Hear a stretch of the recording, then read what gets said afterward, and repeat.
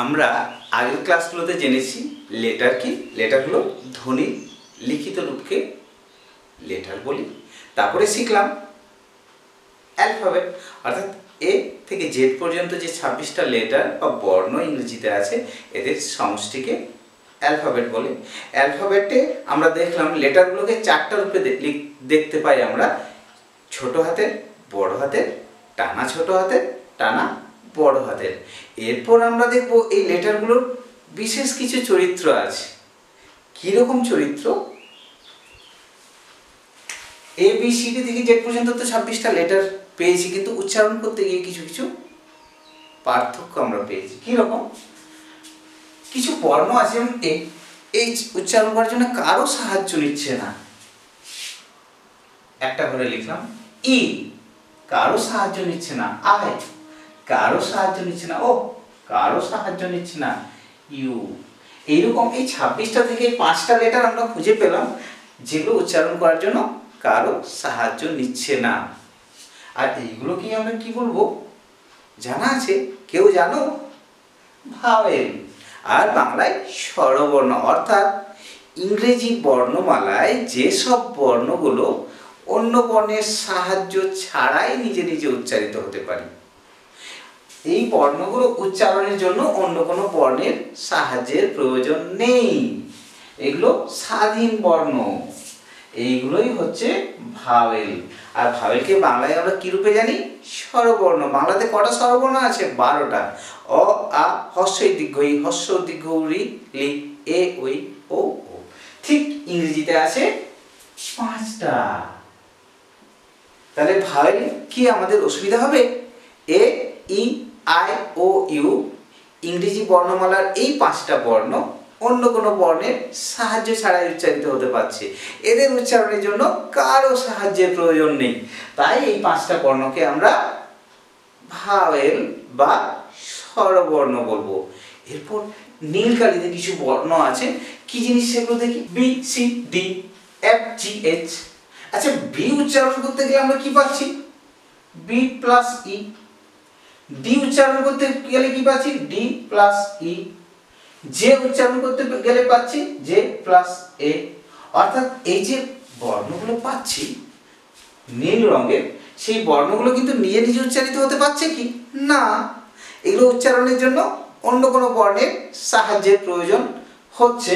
অর্থাৎ এই বর্ণগুলো উচ্চারণ করার জন্য অবশ্যই এই 5টা বর্ণের উপর নির্ভরশীল। অর্থাৎ এই বর্ণগুলো, নীল রঙে যে বর্ণগুলো আছে, এই বর্ণগুলো উচ্চারণ করতে গেলে ভাওয়েলের সাহায্য নিতেই হবে।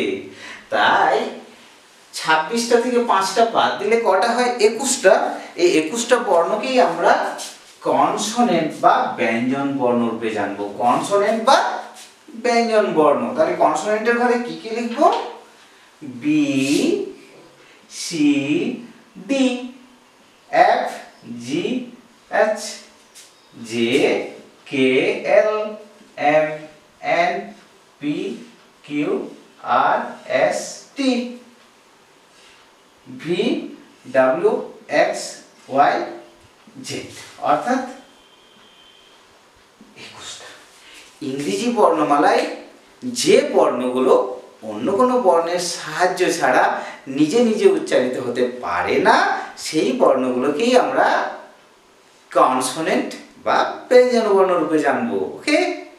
আরো কিছু প্রশ্ন আসছে। এই লাল কালিতে আমরা দুটো লিখেছি না? লাল কালিতে ডাব্লিউ এবং ওয়াই, তাই তো? এগুলো কি? এগুলোকে বলা হয় সেমি ভাওয়েল। ডাব্লিউ এবং ওয়াই কে আমরা সেমি ভাওয়েল বলবো। কি রকম? বাক্যের শুরুতে এরা কার মতো আচরণ করে? কনসোনেন্টের মতো। আর বাক্যের মাঝে বা শেষে ভাওয়েলের মতো। কিরকম? যেমন ওয়ার্ড। ওয়ার্ড শব্দটা বাক্যের শুরুতে কিসের মতো আচরণ করছে? কনসোনেন্টের মতো। আর যদি বলি কাউ, শেষে উচ্চারণ করছে ভাওয়েলের মতো। যদি বলি ওয়াই ই টি গেট, অর্থাৎ কি? আর যদি বলি স্কাই, এস কে ওয়াই, অর্থাৎ বাক্যের শেষে আই এর মতো উচ্চারণ হচ্ছে। ট্রাই, টি আর ওয়াই, আই এর মতো উচ্চারণ হচ্ছে। তাহলে এই যে দুটো বর্ণ আমরা পেলাম, এগুলো বাক্যের শুরুতে কনসোনেন্টের মতো আচরণ করে আর বাক্যের শেষে ভাওয়েলের মতো আচরণ করে। তাই এগুলো ভাওয়েলের কিছুটা রূপ পায়, সেই জন্য এই দুটো বর্ণকে আমরা সেমি ভাওয়েল রূপে জানি। তাহলে আজকে আমরা কি শিখলাম?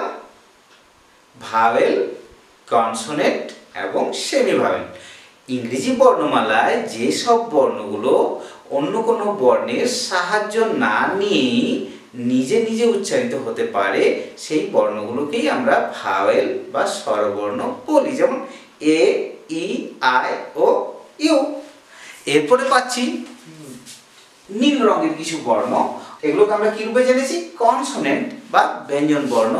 ইংরেজি বর্ণমালায় যে সব বর্ণ অন্য কোনো বর্ণের সাহায্য ছাড়া নিজে নিজে উচ্চারিত হতে পারে না সেগুলোকে আমরা কনসোনেন্ট বা ব্যঞ্জন বর্ণ রূপে জানি, যেমন B, C, D, F, G, H, I তো হবে না, আই ভাওয়েলের ঘরে আছে।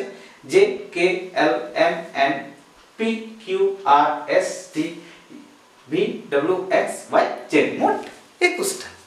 এরপর আমরা আরেক ধরনের বর্ণের পরিচয় পেলাম আজকে, সেগুলো হচ্ছে এই লাল কালিতে দুটো লিখেছি ডাব্লু এবং ওয়াই, এগুলোকে বলা হচ্ছে সেমি ভাওয়েল। ডাব্লু এবং ওয়াই বাক্যের শুরুতে কনসোনেন্টের মতো আচরণ করে আর বাক্যের শেষে ভাওয়েলের মতো আচরণ করে, তাই এদের সেমি ভাওয়েল বলে। যেমন ওয়ার্ড, বাক্যের শুরুতে ডাব্লু।